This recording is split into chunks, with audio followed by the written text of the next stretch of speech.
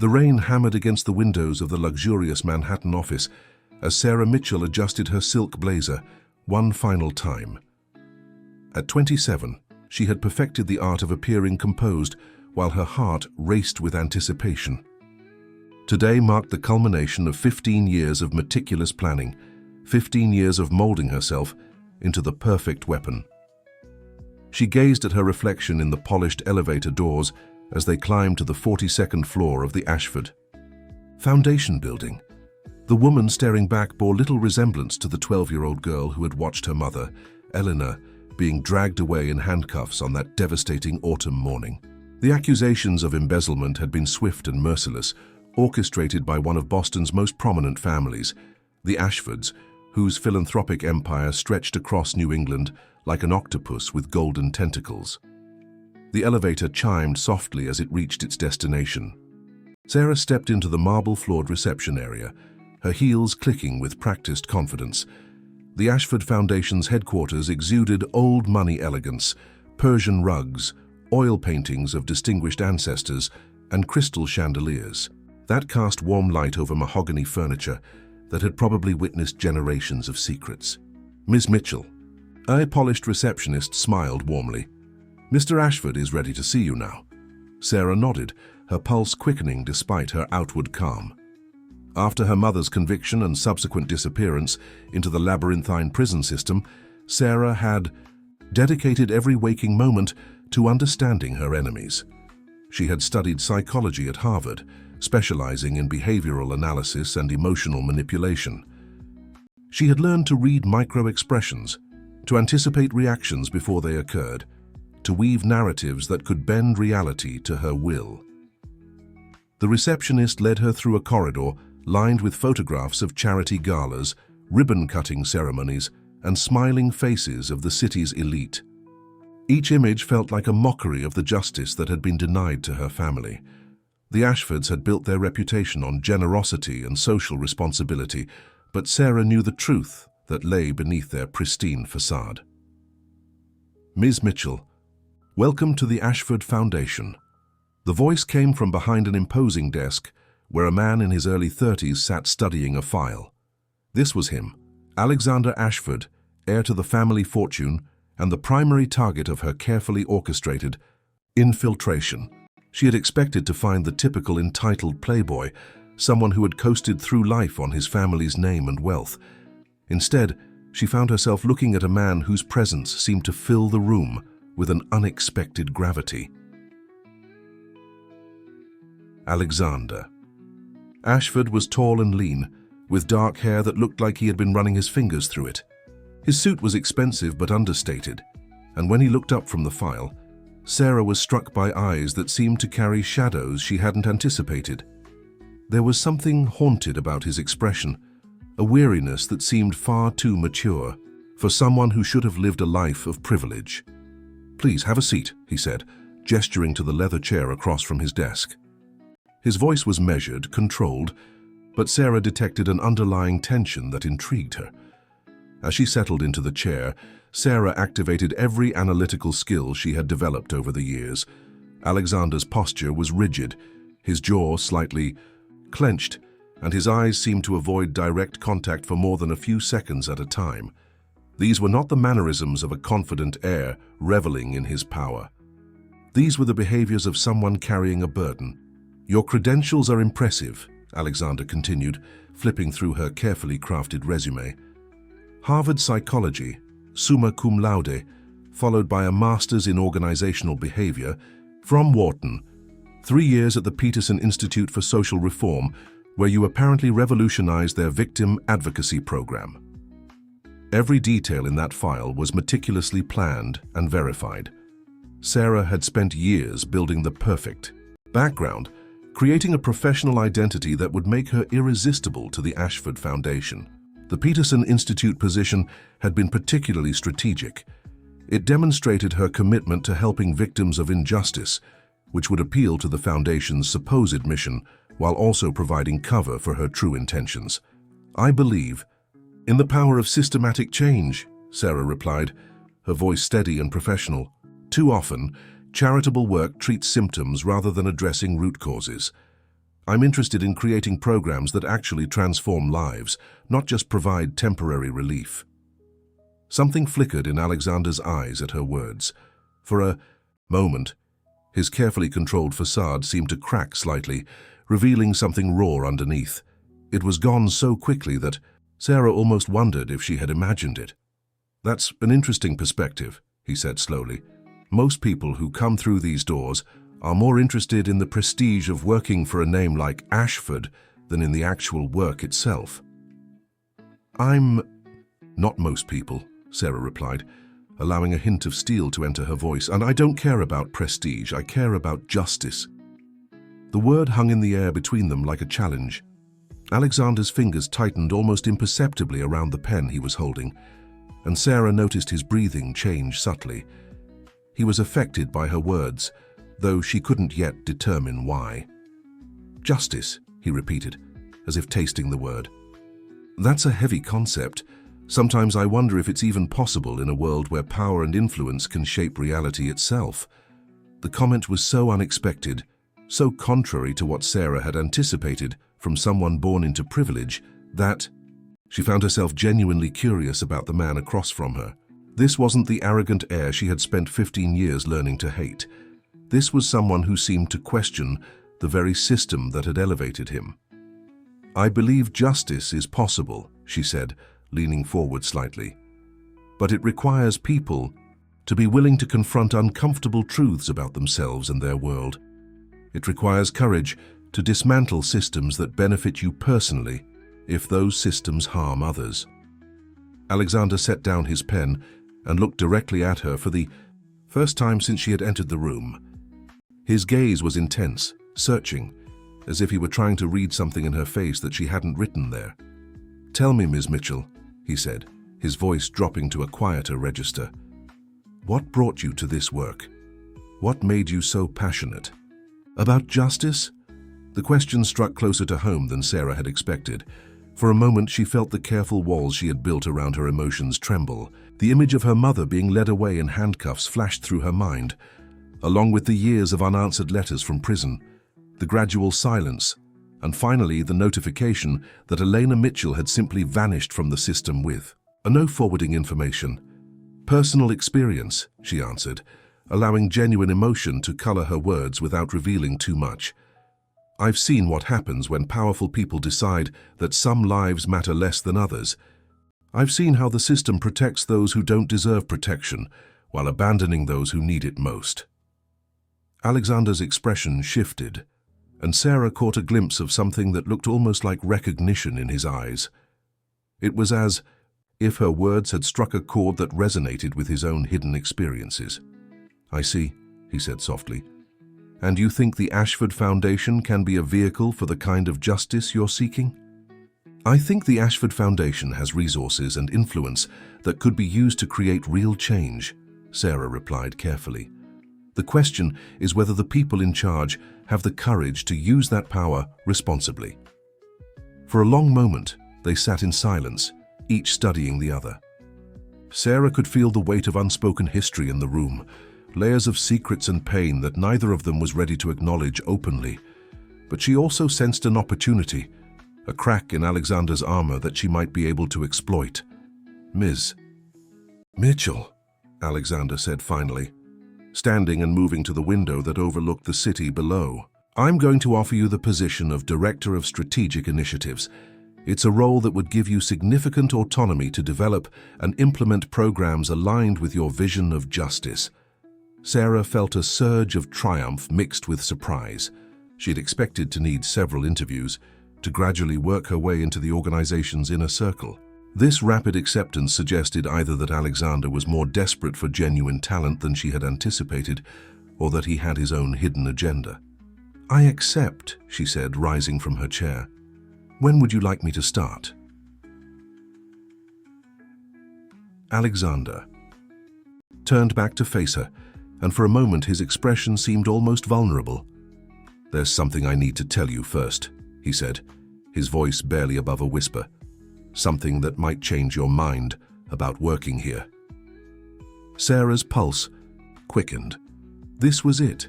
the moment when the carefully constructed facade would begin to crack and reveal the corruption beneath. "The Ashford name carries a lot of weight in this city," Alexander continued, his eyes fixed on some point beyond her shoulder. "But weight isn't always the same as worth. There are things in this family's history, things that have shaped who we are in ways that aren't immediately visible from the outside." He paused, running a hand through his hair in a gesture that seemed unconscious and deeply weary. "Before you commit to this position, before you tie your career to this organization, I need you to understand that working here might put you in contact with aspects of power that you weren't expecting. The foundation does good work, but it operates within a larger system that isn't always clean." Sarah felt her breathing quicken. This was more than she had hoped for. Alexander was practically inviting her to discover the secrets she had come to uncover. But something in his tone, in the genuine distress that seemed to color his words, made her question her assumptions about his role in whatever darkness existed within the Ashford legacy. "Are you trying to warn me away from the job, Mr. Ashford?" she asked, keeping her voice steady despite the chaos of thoughts racing through her mind. Alexander met her eyes directly, and what she saw there made her stomach clench with an emotion she couldn't immediately identify.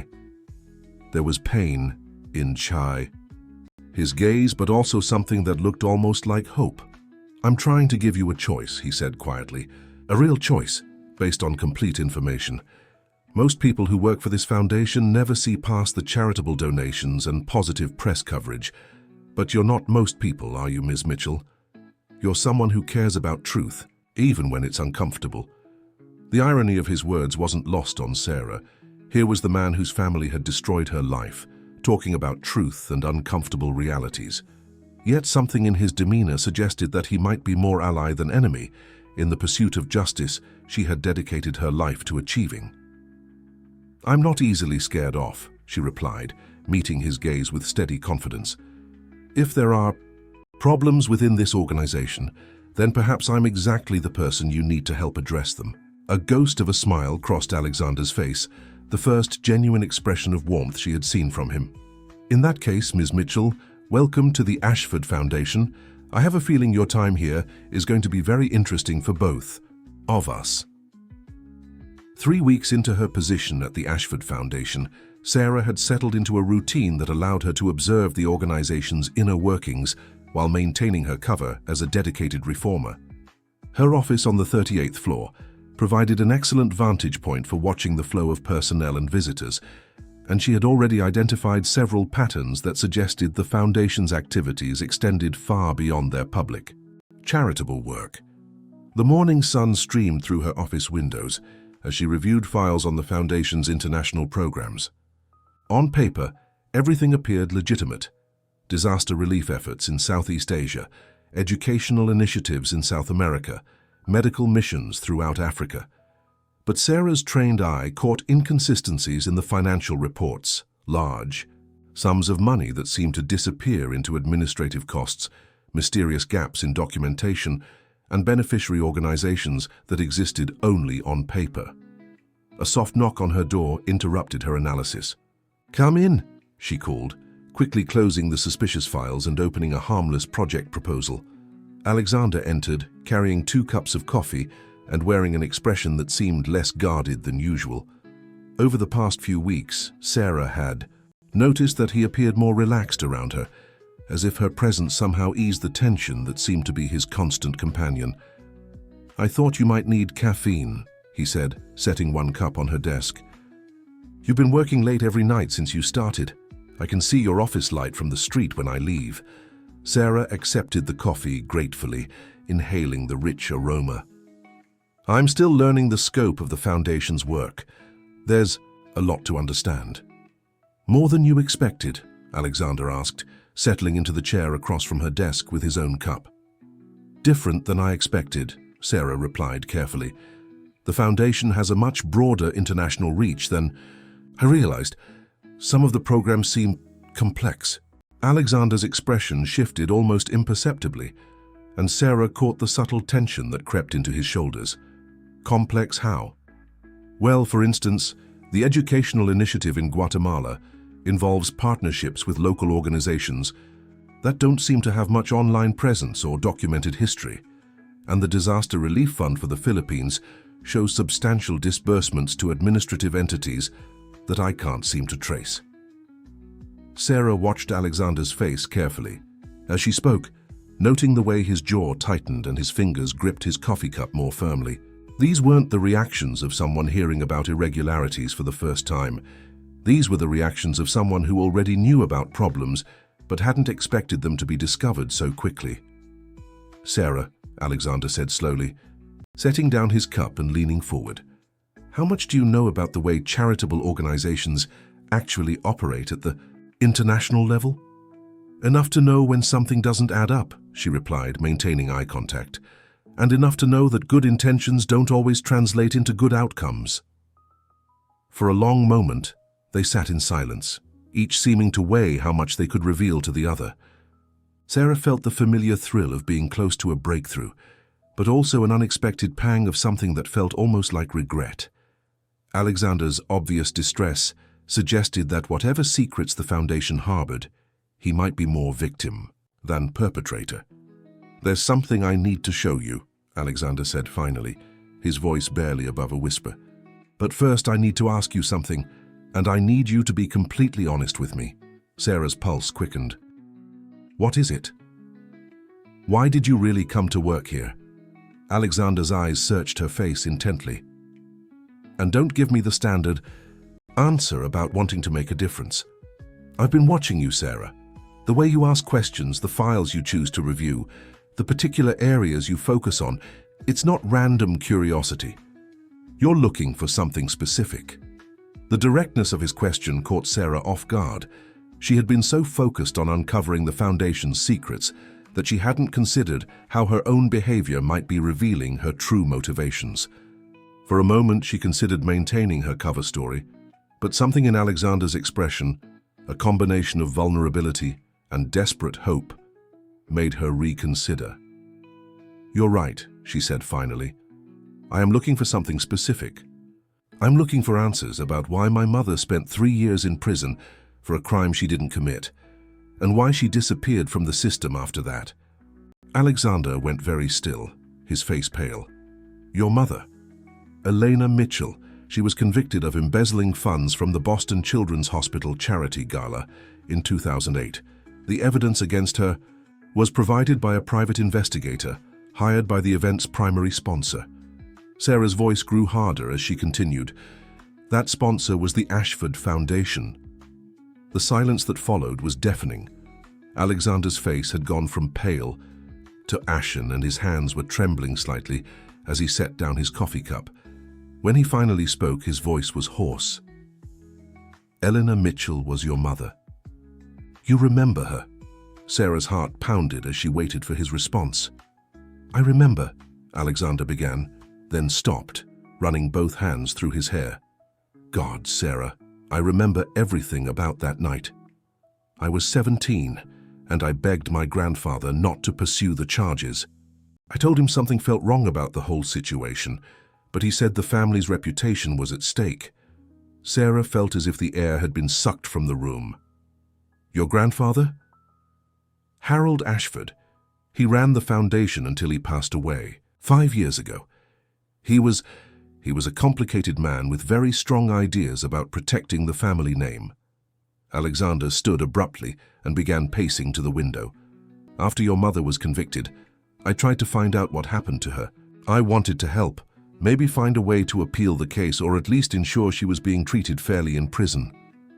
"What did you find?" Sarah's voice was barely a whisper. "Nothing. It was like she vanished. No forwarding address when she was released.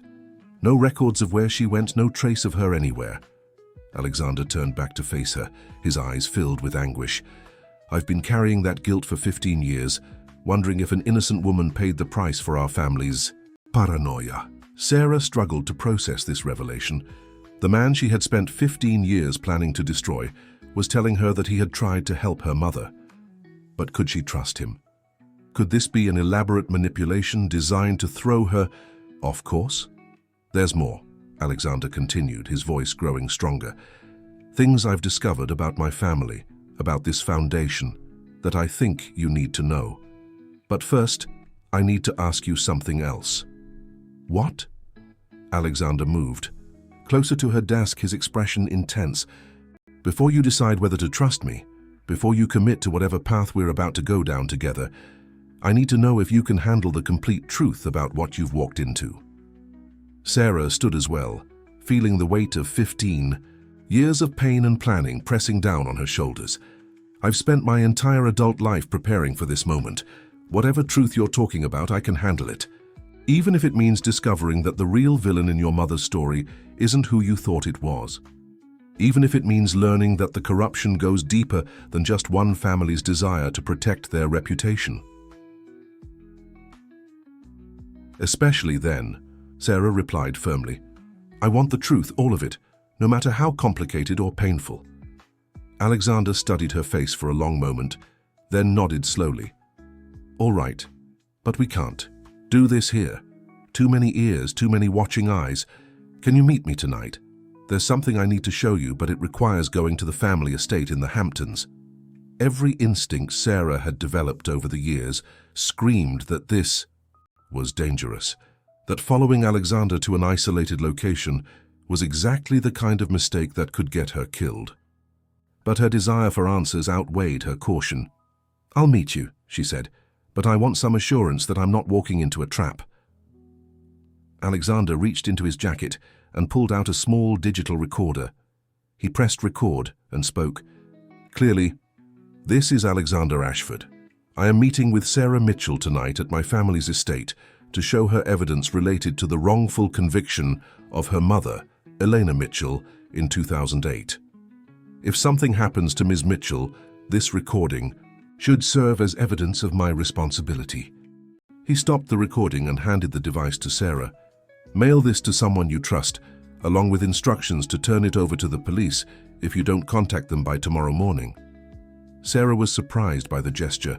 If Alexander was planning to harm her, giving her evidence that would implicate him seemed counterproductive. Unless, of course, he was more sophisticated than she had given him credit for. "There's one more thing," Alexander said, his voice dropping to barely above a whisper. "What I'm going to show you tonight, it's going to change everything you think you know about your mother's case and about my family. Once you see it, there's no going back to the way things were. I stopped believing in going back the day my mother was taken away in handcuffs," Sarah replied.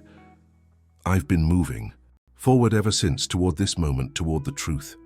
Alexander nodded grimly. "Then I'll see you tonight. The address is 1247 Dune Road in East Hampton. Come alone, and Sarah?" "Yes?"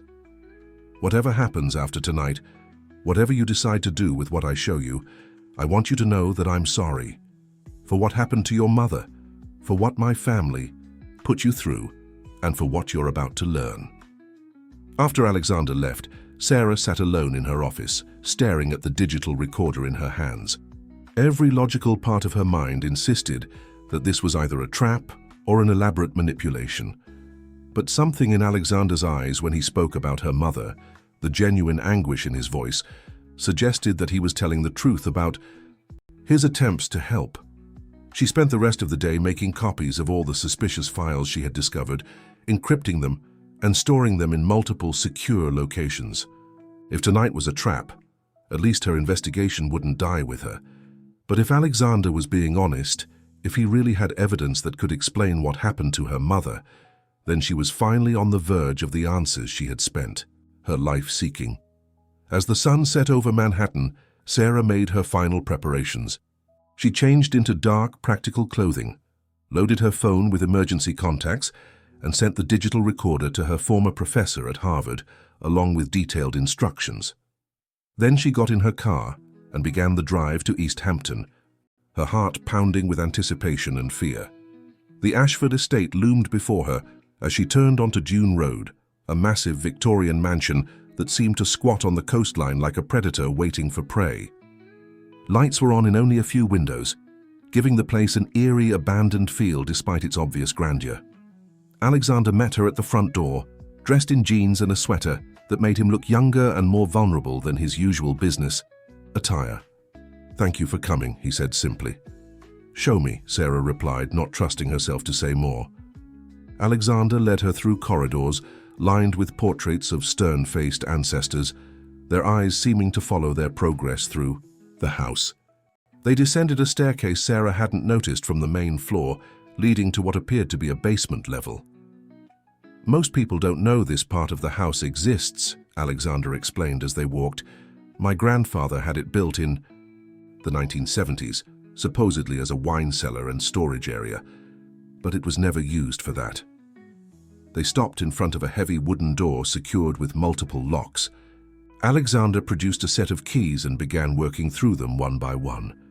"Before I open this," he said, pausing with his hand on the final lock, "I need you to promise me something."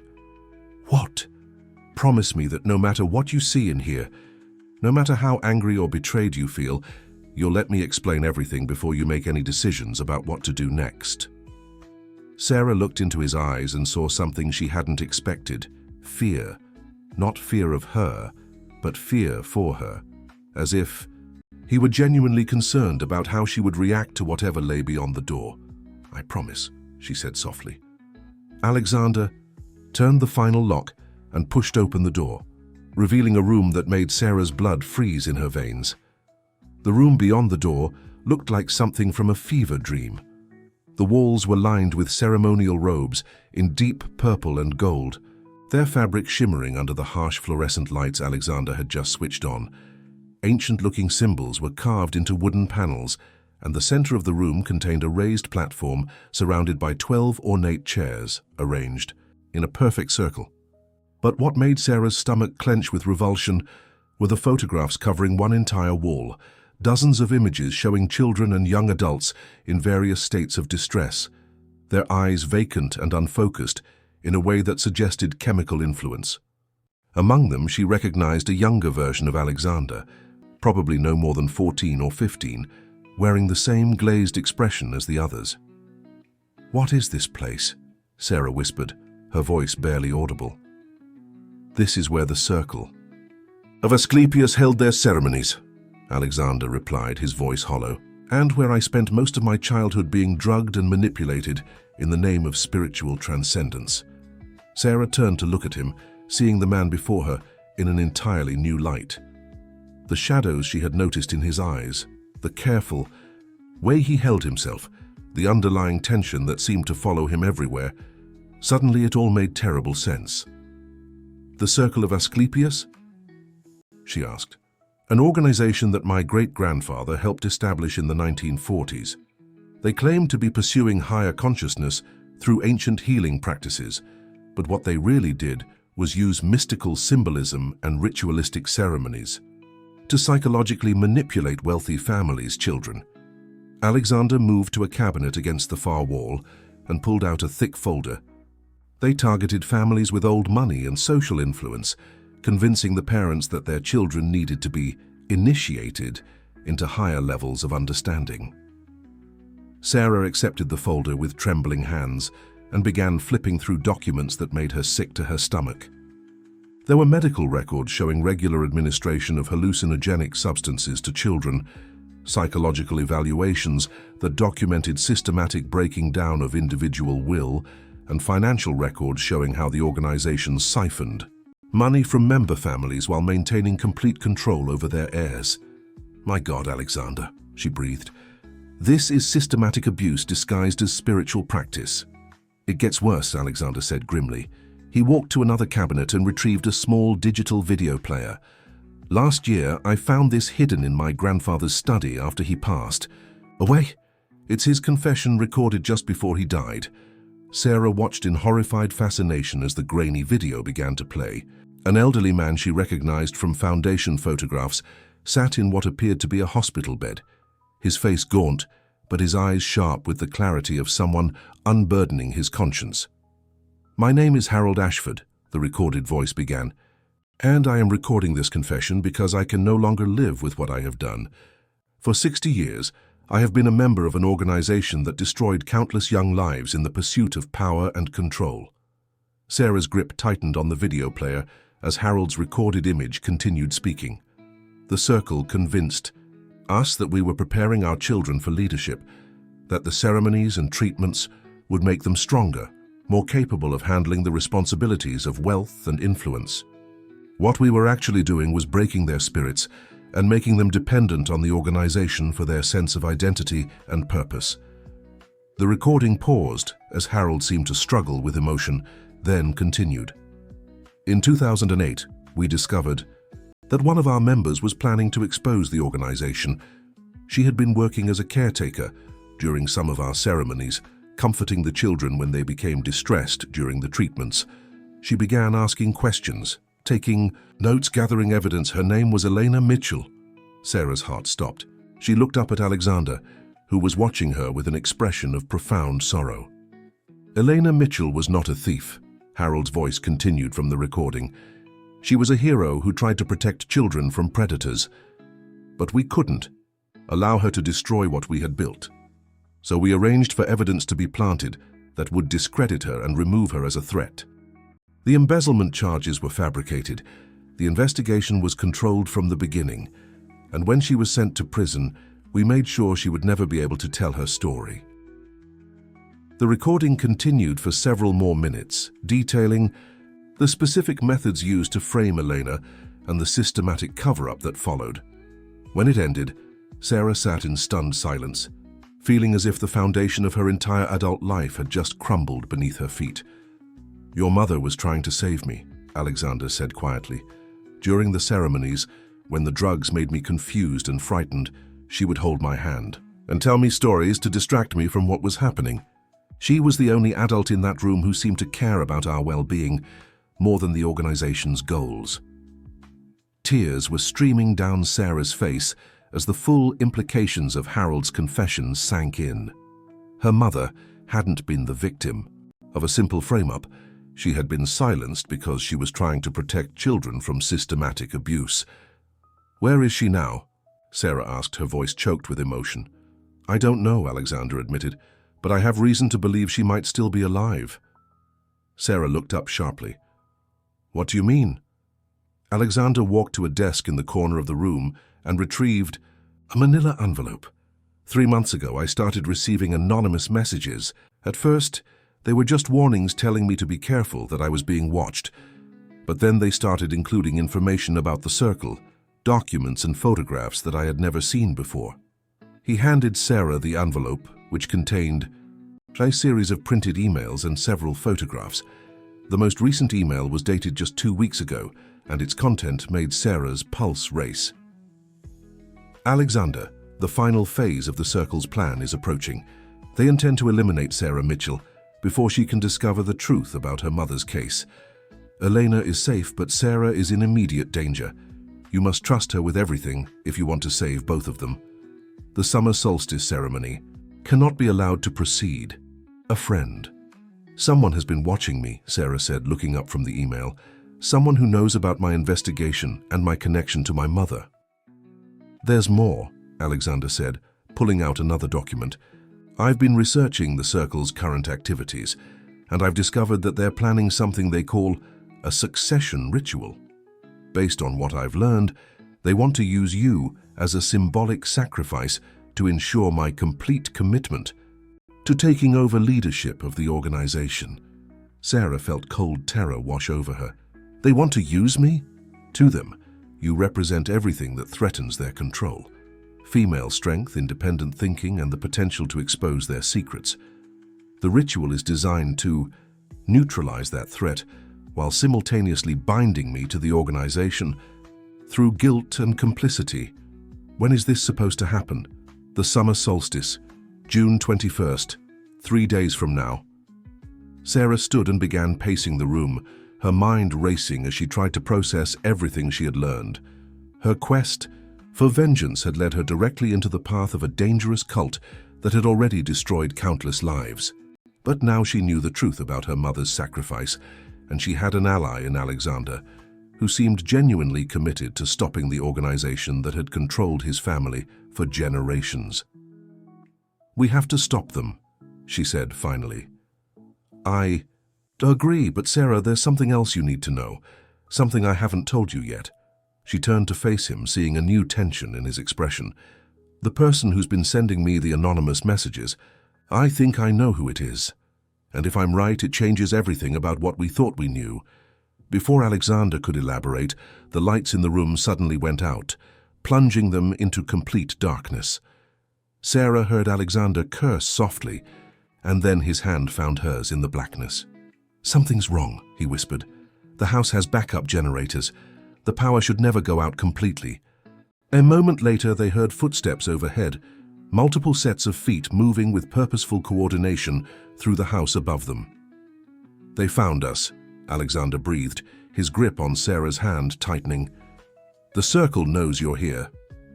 Sarah's heart pounded as she realized they were trapped in the basement of an isolated house, with unknown intruders searching for them above. But alongside the fear, she felt a surge of determination. After 15 years of planning and preparation, she wasn't going to let herself be eliminated before learning the complete truth about her mother's fate. "Is there another way out of here?" she whispered. "There's a tunnel that leads to the beach. My great-grandfather had it built during Prohibition." Alexander's voice was steady despite the danger they faced. "But Sarah, if we run now, we might never get another chance to stop. The circle. They'll go underground, change their methods, and continue destroying lives." The footsteps above them were getting closer, and Sarah could hear voices calling out in what sounded like some kind of organized search pattern. Then, "We don't run," Sarah said firmly. "We fight, but first I need to know who's been sending you those messages." Alexander was quiet for a moment, then spoke in a voice filled with both hope and trepidation. "I think it's my sister, Rebecca. She was supposed to have died in a car accident when she was 18, but I never believed the official story. If she's alive, if she's been working against the circle from the inside all these years..." A loud crash from directly overhead cut off his words. The intruders had found the door to the basement level. "Alexander," a voice called from above. "We know you're down there, and we know you have the Mitchell woman with you. Come up now, and we can discuss this like civilized people." Sarah recognized the tone. It was the kind of false reasonableness that predators used when they wanted their victims to cooperate with their own destruction. "What do we do?" she whispered. Alexander squeezed her hand once, then released. We trust each other, and we trust that whoever's been sending those messages is going to help us when we need it most." The basement door opened with a sharp crack, and light from flashlights began to filter down the stairs. Sarah and Alexander pressed themselves against the wall behind the ceremonial platform, hoping the shadows would provide some concealment. "Alexander, you're making this much more difficult than it needs to be," the voice continued, as footsteps began descending the stairs. "The circle has been patient with your rebellious phase, but patience has its limits." Sarah counted at least 3 different sets of footsteps, possibly more. They were outnumbered and trapped, but she noticed that Alexander seemed less panicked than she would have expected. He was reaching for something behind one of the ceremonial chairs. "Dr. Whitmore," Alexander called out, his voice carrying clearly through the darkness. "I should have known you'd be the one leading this little expedition. You've always been too clever for your own good, boy, just like your father was before we helped him see reason." Sarah felt Alexander tense beside her at the mention of his father. There were clearly family secrets within secrets that she still didn't understand. "The difference is," Alexander continued, his hand now gripping what felt like some kind of device, "I've had 15 years to prepare for this moment, and unlike my father, I'm not alone." Suddenly, the basement was flooded with blinding light as emergency floodlights activated from hidden positions around the room. Sarah heard shouts of surprise and confusion from their pursuers, and in that moment of chaos, Alexander grabbed her hand and pulled her toward a section of wall that had swung open to reveal a hidden passage. "The tunnel," he whispered as they plunged into the narrow corridor. "But we're not running to the beach. We're going to the real evidence." As they moved through the tunnel, Sarah could hear their pursuers recovering from the surprise and beginning to search for their escape route. But Alexander seemed to know exactly where he was going, leading her through twists and turns that suggested this underground network was far more extensive than a simple Prohibition-era smuggling route. "Here," Alexander said, stopping at what appeared to be a dead end. He pressed against a section of the wall, and another hidden door opened, revealing a small room filled with modern surveillance equipment and filing cabinets. "What is this place?" Sarah asked, amazed by the sophisticated technology hidden beneath the old house. "This is where Rebecca has been working for the past 10 years, Alexander replied, switching on the equipment. She faked her death to go underground and gather evidence against the Circle. Every ceremony, every victim, every financial transaction, it's all been recorded." Sarah stared at the wall of monitors that were now displaying various locations around the estate and beyond. One screen showed their pursuers searching the ceremonial room they had just escaped from. Another showed what appeared to be a meeting taking place in a different building entirely. "She's been watching everything," Sarah breathed. "And tonight, she's going to help us end it once and for all." As if summoned by his words, a figure emerged from the shadows at the far end of the room. Sarah found herself face to face with a woman who looked remarkably like Alexander, but with an intensity that spoke of years spent fighting a hidden war. "Hello, brother," Rebecca Ashford said, her voice carrying a mixture of affection and exhaustion. "And you must be Sarah Mitchell. I've been waiting a long time to meet Elena's daughter." "You know my mother?" Sarah asked, her voice barely steady as she stared at Rebecca Ashford. Rebecca's expression softened with something that looked like profound sadness mixed with hope. "Elena Mitchell saved my life, just like she tried to save Alexander's and dozens of other children. When I realized what the Circle was planning to do to her, I tried to warn her, but it was too late. They moved too quickly. But she's alive?" Sarah's heart was pounding so hard she could barely hear her own words. "She's alive, and she's safe. But Sarah, we don't have much time. The Circle is planning to accelerate their timeline because they know you're getting close to the truth." Rebecca moved to one of the computer terminals and began typing rapidly. The succession ceremony was supposed to happen at the summer solstice, but they've moved it to tomorrow night. On the screens around them, Sarah could see more members of the Circle arriving at various locations, not just the estate, but what appeared to be a private compound somewhere else entirely. "Where is my mother?" Sarah demanded. Rebecca paused in her typing and looked directly at Sarah. "She's been living under a protected identity in Portland, Oregon. For the past 15 years, she's been working with law enforcement to gather evidence against the Circle's operations nationwide. But Sarah, there's something else you need to know." Sarah braced herself for another revelation that would reshape everything she thought she understood. "Your mother didn't just disappear from prison. She was extracted by federal agents who were already investigating the Circle's connections to other criminal organizations. The embezzlement conviction was allowed to stand as cover for her work as an informant." The room seemed to spin around Sarah as she processed this information. "She's been working undercover this whole time, building cases, documenting crimes, identifying victims and perpetrators across multiple states. The investigation has been ongoing for over a decade, but they needed someone on the inside who could get close to the Circle's leadership." Rebecca gestured toward Alexander. "That's where Alexander comes in." Alexander, who had been unusually quiet during this exchange, finally spoke. 3 years ago, Rebecca contacted me and explained what she had been doing. She needed someone in the family who could provide access to the Circle's inner workings while appearing to be a loyal member. "So you've been working together all this time?" Sarah looked back and forth between the siblings. "Alexander has been feeding information to the federal investigation while maintaining his position in the family business. But the Circle has been getting suspicious, especially after he started asking questions about financial irregularities and historical records."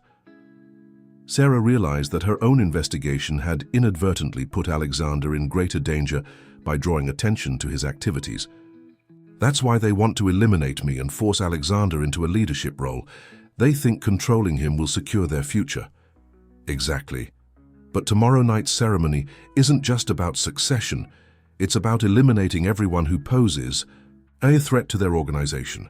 They've identified 17 people across the country who they consider dangerous to their operations." Rebecca pulled up a list on one of her screens. "You're number 1 on that list." Sarah studied the names, recognizing several as journalists, prosecutors, and activists who had been investigating various aspects of organized crime and corruption.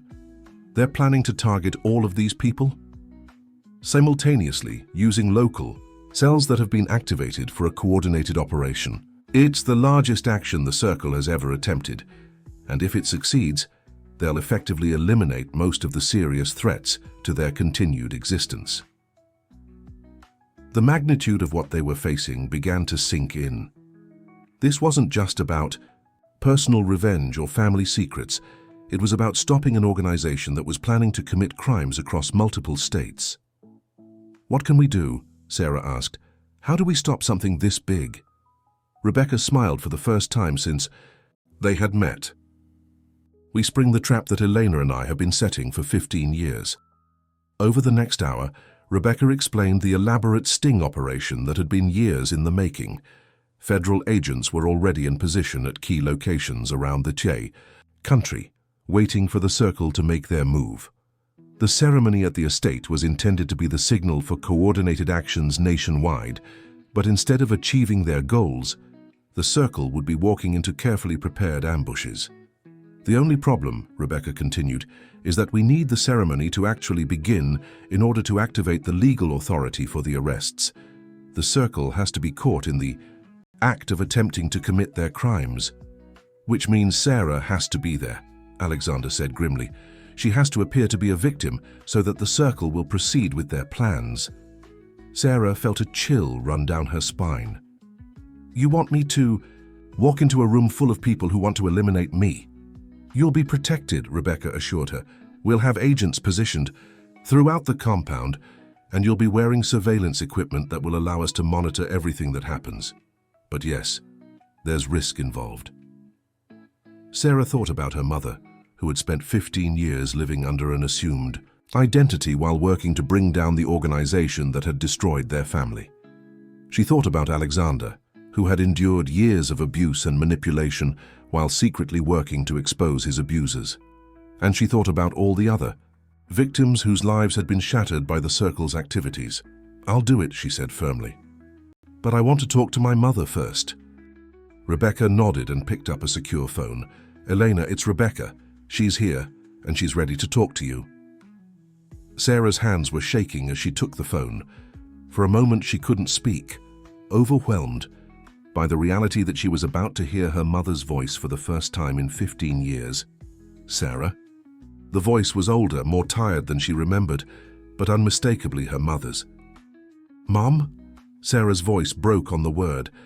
"Oh, my darling girl. I'm so sorry for everything you've had to go through. I wanted to contact you so many times, but I couldn't risk exposing the investigation or putting you in danger." Through tears, Sarah asked the question that had haunted her for 15 years. "Did you know? When they arrested you, did you know what was really happening?" "I suspected the charges were false, but I didn't understand the full scope of what I had stumbled into until much later. Sarah, I need you to know that every day we've been apart has been worth it if it means we can prevent other families from going through what we experienced." They talked for 20 minutes, bridging 15 years of separation with words of love, regret, and hope for the future. When Sarah finally handed the phone back to Rebecca, she felt more centered and determined than she had in years.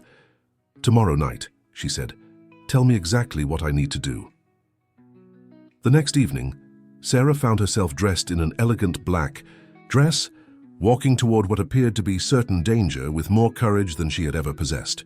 The ceremony was being held at a private estate in the Catskills, a sprawling property that had been owned by Circle members for decades. Alexander walked beside her, playing his role as the reluctant heir being brought into full membership. To outside observers, they appeared to be attending a formal dinner party. In reality, they were walking into the final confrontation with an organization that had caused immeasurable harm to countless innocent people. The ceremony itself was both more and less dramatic than Sarah had expected. The Circle's leadership, mostly elderly men and women who looked like they could have been attending any upscale social gathering, spoke in calm, measured tones about tradition, sacrifice, and the necessary elimination of threats to their way of life. But when the moment came for Sarah to be presented as the evening's offering, everything changed with shocking swiftness. Federal agents emerged from concealment positions throughout the property, and the carefully orchestrated arrests began. Similar operations were happening simultaneously in 16 other locations across the country. Sarah watched in amazement as people she had feared for months were led away in handcuffs, their faces showing the same shock and disbelief that her mother must have felt 15 years ago. But this time, the people being arrested were actually guilty of the crimes they were charged with. In the aftermath of the arrests, as Sarah and Alexander sat in the back of an FBI vehicle giving their statements, she realized that her long journey toward justice was finally complete. But more importantly, she understood that justice didn't require her to become the same kind of person who had hurt her family.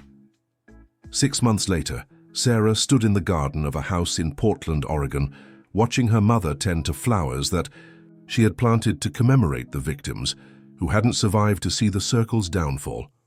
Eleanor Mitchell looked older and more fragile than Sarah's memories, but there was a peace in her expression that hadn't been there during Sarah's childhood.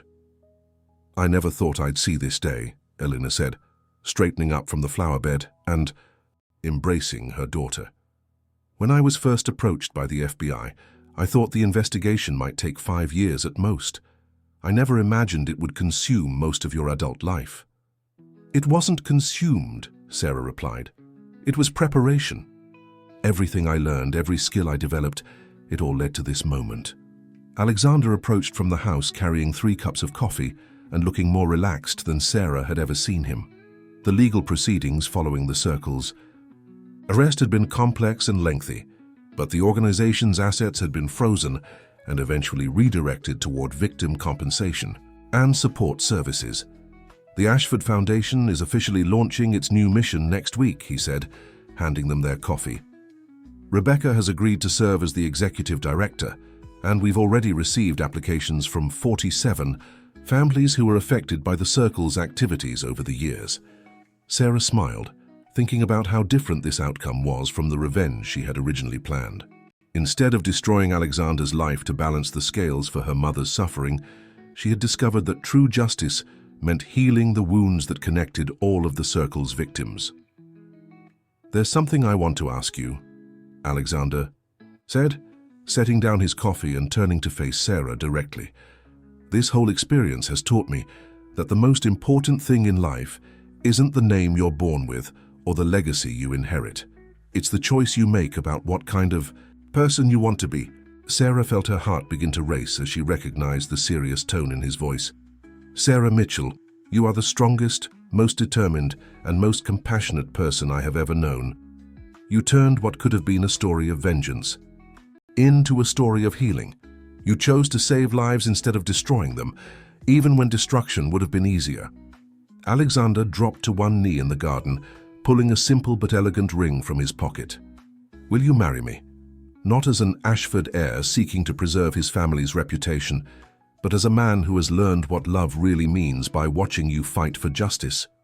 Sarah looked at the man kneeling before her, the same person she had once planned to destroy, who had instead become her partner in creating something beautiful from the ashes of their shared trauma. Around them, her mother's memorial garden. It bloomed with flowers that represented hope, healing, and the possibility of new beginnings. "Yes," she said, tears streaming down her face. "Yes, I'll marry you." As they embraced in the garden, surrounded by the symbols of lives remembered and honored, Sarah realized that her 15-year journey had led her to exactly where she was meant to be. She had found justice for her mother, healing for Alexander, and redemption for herself. Most importantly, she had learned that the most powerful form of victory wasn't defeating your enemies, it was transforming them into family. The wedding took place 6 months later in the same garden, with Rebecca serving as maid of honor, and Elena walking her daughter down the aisle. The guest list included dozens of Circle survivors who had become part of an extended community of healing and mutual support. As Sarah and Alexander exchanged vows, promising to build a future based on truth, compassion, and justice, she thought about the 12-year-old girl who had watched her mother being taken away in handcuffs.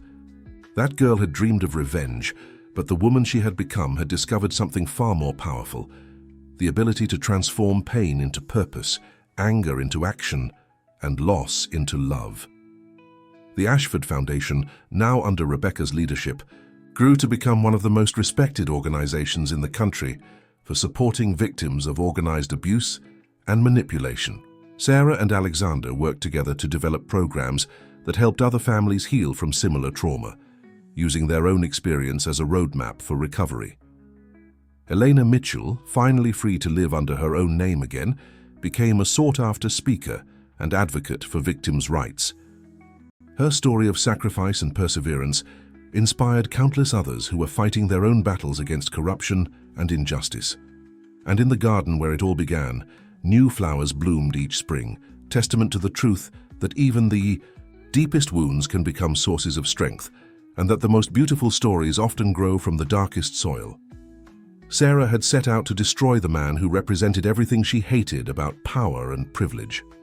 Instead, she had discovered that love was more powerful than hate, that healing was more satisfying than revenge, and that the best way to honor the victims of injustice was not to create more victims, but to create a world where such injustices could no longer flourish.